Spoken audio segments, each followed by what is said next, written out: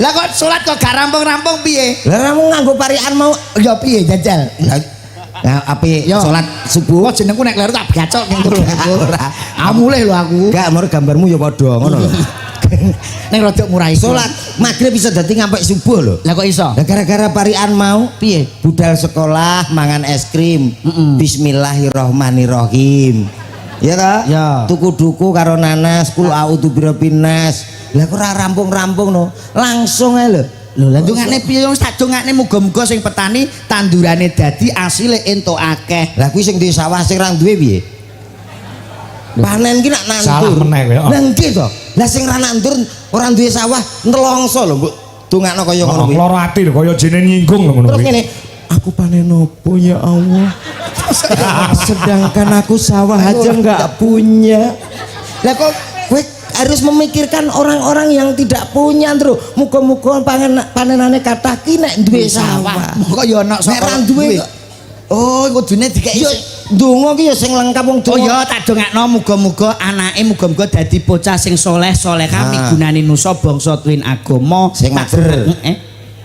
Sing majer. Kaya sapi majer met. Lah sing ra duwe anak Lah nek sampeyan ya didongakne piye? Ayo. ya ditungakno to ra duwe anak ki ya nelongso lho. Enek rumah tangga 5 tahun 7 tahun ra duwe anak bingung. Keturunan ki minangka oh ya te rumah tanggaku ya anak. Oh iya pe. Oh iya Omonganmu dhuwur iki le.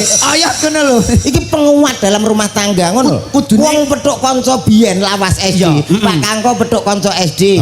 Sing ditakokno ora kok bandane. Iki asli mesti piye? Anakmu wis pira saiki? Iya ora? Iya. Kuwi penguat dalam rumah tangga mula penting. Lah nek sing ora duwe anak aku apa-apa mbok bantah. Ya usaha. Lho carane usaha iki piye? Gampang lho. Tanggaku ke 7 tahun ki ora duwe anak. Mulih konggonku nginep 3 dina mulih meteng. Sik. Mulih kanggonamu 3 dina mulih meteng. Lah kuwi carane piye metodene ben piyai mbedet kene pirsa ditulis tak kei cara. Carane piye? Gampang carane loro. Apa siji? Cara medis dan cara alternatif. Oh medis karo alternatif. Alternatif. Upama yang cara pertama menggunakan medis carane piye? Medis awake dhewe iso pergi ke dokter, konsultasi sing penting doktere gelare sepok. Ngono dadi awake sepok ki apa?